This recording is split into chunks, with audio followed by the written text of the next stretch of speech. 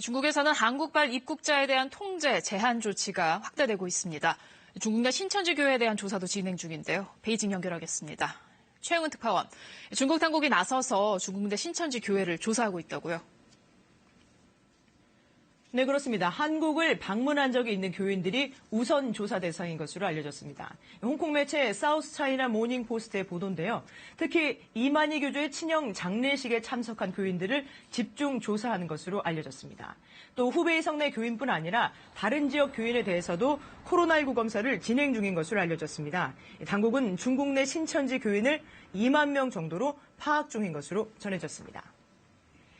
한국발 입국자에 대한 통제, 제한 조치가 빠르게 늘면서 사실상 중국 전역으로 확대되는 분위기네요.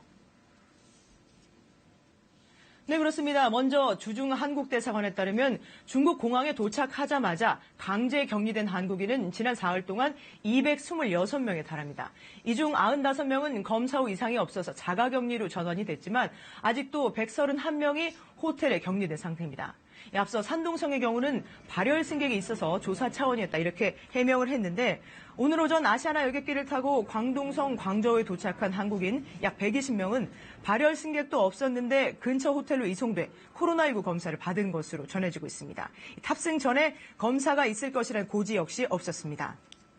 한국발 입국객에 대한 14일 자가격리 조치는 베이징과 상하이 그리고 동북 삼성과 산둥성 지역들에 더해서 산시성, 시안 등 사실상 중국 전역으로 확대되고 있습니다.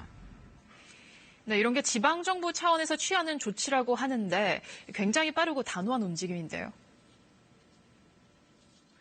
네, 중국 외교부 대변인 오늘은 문재인 대통령의 발언을 인용해서 한국의 어려움은 중국의 어려움이라고 말했습니다. 그러면서도 불필요한 이동을 통제하는 건 양국 국민의 가장 큰 이익이라면서 입국자 통제에 대한 거듭된 지지의 뜻을 보였습니다.